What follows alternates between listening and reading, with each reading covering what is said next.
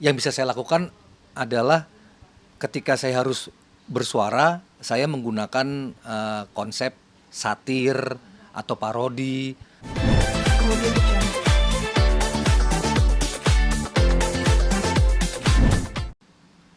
Kalau saya misalnya lagi bikin eh, video satir atau parodi, bisa sepi penonton, tapi kalaupun rame, nah yang kontra juga lumayan ada nih, gitu. Jadi sepertinya patokan penteror itu dari yang TikTok. TikTok ya. Heeh, Tapi Mas gitu Yama mas. melihat fenomena ini mungkin kapok gak sih membuat video-video yang menyinggung-menyinggung?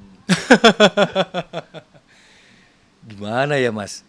Kan katanya Big Boss kan ini negara demokrasi. Pemimpin-pemimpin negara ini negara semakin digaungkan negara demokrasi. Orang bebas berekspresi, bebas mengeluarkan pendapat, bahkan mengkritik. Big Boss juga bilang silakan kritik kami, ya kan? Nah, kenapa ketika ada orang yang mengkritisi, baik itu mengkritik secara halus atau tajam banget, bahkan dengan kata-kata yang ya lebih lebih parah lah, itu kenapa kok akhirnya diduganya nih ya, diduganya kok langsung ada pergerakan, entah itu siapa yang melakukan, ada pergerakan ingin membungkam kami ini. Sedangkan saya dari dulu itu ya karena saya bergerak di bidang seni, jadi yang bisa saya lakukan adalah ketika saya harus bersuara, saya menggunakan konsep satir atau parodi atau impersonate atau sarkas, ya kan? Saya kan gak ada background apa-apa nih, ya kan? Mungkin yang rekan-rekan yang berani ini backgroundnya udah kuat lah di belakang. Saya kan sendiri, nggak ada, ya istilahnya nggak ada penjaganya lah, ya kan? Makanya saya menggunakan konsep satir atau parodi atau impersonate yang saya gabungkan dengan lucu-lucuan. Itu pun kenapa juga disasar ya, itu saya hampir nggak pernah menyebutkan nama seseorang atau nama siapapun. Atau instansi? Ya, kalaupun saya juga masih ingat kok apa namanya. Kalau misalnya saya lagi berbicara instansi, pasti saya menggunakan istilah instansi terkait, instansi tersebut, institusi terkait, gitu. Saya nggak seberani rekan-rekan yang lain deh. Takut, beneran. Nah, ya mungkin judulnya aja negara demokrasi. Cuman faktanya seperti ini. Tapi maksudnya begini loh, kalau memang kita nggak boleh bersuara sebebas mungkin, ya udah narasinya diganti aja sama Big Boss. Maksudnya jangan bernarasi silakan kritik penguasa, silakan kritik yang menjalankan roda ini. Mending mending diganti. Silakan kalian yang ingin bersuara puji-puji kami ya. Sanjung-sanjung kami ya. Katakan yang baik-baik tentang kami ya.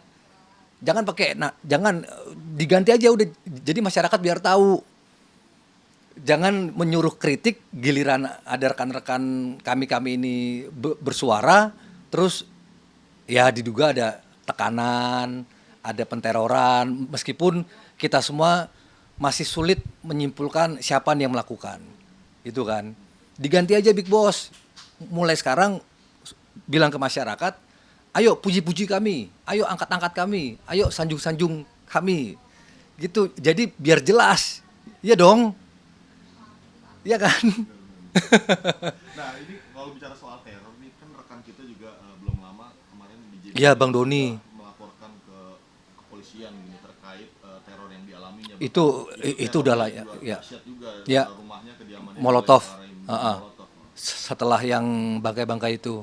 Nah mungkin Mas Yama gimana tanggapannya terkait itu dan mungkin ada langkah hukum juga nggak? Nah, ini pertanyaan cakep nih. Pertanyaan yang saya tunggu-tunggu nih. Mas, keinginan atau kepengen ngelapor ke pihak terkait ada Mas, beneran. Tapi pertanyaannya, mohon jangan tersinggung ya. Soalnya di negara ini harus sopan Mas, beneran. Apalagi kalau udah berbicara kepada institusi itu harus sopan. Karena institusi itu kayak bernyawa sekarang, bisa tersinggung, kan harusnya nggak boleh tersinggung. Institusi kan lembaga kan. Ya, negara ini harus sopan nih. Mohon maaf, instansi terkait. Apakah kalau saya melapor itu akan diproses langsung masyarakat kecil nih? Iya, semua laporan masyarakat diterima pasti. Pasti diterima. Iya dong, diterima pasti. Apakah langsung diproses? Udahlah, kita semua paham. Laporan yang diproses itu pasti harus ada kelengkapan-kelengkapannya. Iya dong, buktilah, apalah. Nah, dalam kasus teror-menteror ini, mohon dikoreksi jika saya salah. Ada nggak kerugiannya buat saya? Mungkin saya harus melengkapi di situ ya. Bentuk rugi ini kan harus yang berupa material, salah satunya. Contohnya kayak misalnya Bang Doni, jelas itu udah layak dilapor. Dan menurut saya itu gampang itu nangkepnya. Udahlah gampang itu, nggak perlu lama. CCTV ada kok, bentuk badannya juga ada kok. Gampang lah. Masa yang lain bisa cepet, yang udah jelas depan mata susah tuh, kayaknya nggak mungkin deh. Udah canggih deh sekarang alat-alatnya. Lah kalau saya coba, masa saya mau bilang begini, Pak tolong laporan saya diproses. Terus bentuk kerugian kamu apa? Saya deg-degan Pak tiap malam Pak, saya ketakutan Pak, saya nggak bisa bobo. Ya kali. Tapi kenapa Mas yang masih pesimis laporan itu lama diproses kalau nanti buat laporan? Gimana ya Mas ya? Mau ngomong takutnya tersinggung. Ya tanya masyarakat yang lain lah. Berarti mengurungkan rencana untuk ke jalur. Ya intinya kalau laporan kita mau diproses, ya mungkin kita harus melengkapi hal-hal yang harus dilengkapi baru laporan itu bisa berjalan dengan layak, dengan baik dan benar. Balik lagi kalau saya sih sudah merasa dirugikan ya dengan COD. Ya satu, tokonya kasihan, ya kan. Petugas yang antar barang. Ya balik lagi, apakah kasihan itu termasuk dalam salah satu poin laporan bakalan diproses ya mohon maaf saya juga nggak terlalu paham tentang hukum. Tapi kalau orang yang kena teror semacam saya ini, pertanyaannya layak nggak sih kalau jika melapor diproses? Buktinya teman saya nih loh, ini saya belum nyebutin namanya nih. Ini aktor muda nih, cowok, lagi naik daun lah. Ibunya nomornya dihack, jelas-jelas dihack, diambil alih. Itu bentuk kerugian nggak Pak? Misalnya saya mau lapor bersama rekan saya ini, dihack loh dalam waktu beberapa jam, dibalikin lagi, itu kan udah nembus data pribadi ya. Kok tahu nomor HP istri saya?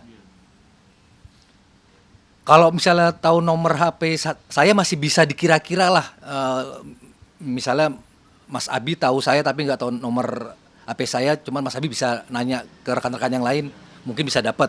Kalau saya masih dicari-cari urutan benangnya masih bisa lah. Istri saya kok bisa? Gimana tuh? Itu salah satu bentuk kerugian nggak Pak? Coba kalau istri Bapak digituin gimana Bapak? Atau kalau ibu Bapak nomornya dihack gimana Bapak? Gimana Mas ya? Mau bilang percaya gimana, mau bilang nggak percaya bagaimana? Takutnya tersinggung. Jadi kalau menurut saya ya, yang hanya bisa saya katakan, ini kita gampang-gampang susah gampang untuk menebak siapa pelakunya. Saya kasih gambaran aja. Penguasa itu bukan hanya berarti hanya di dalam, di luar pun juga dia juga bisa berstatus penguasa. Semua punya kekuatan yang sama kok. punya akses yang sama. Ini gambaran ya, jangan tersinggung dulu. Gambaran. Penguasa bukan hanya di dalam, di luar pun mereka juga bisa berkuasa dengan dengan caranya masing-masing, mungkin dengan kekuatan yang sama juga. Nah, kami ini adalah targetnya nih. Yang memainkan ini kan mereka pasti banyak agenda kan, banyak motif. Apapun motifnya. Mungkin motif sakit hati kah, Audio Jungle.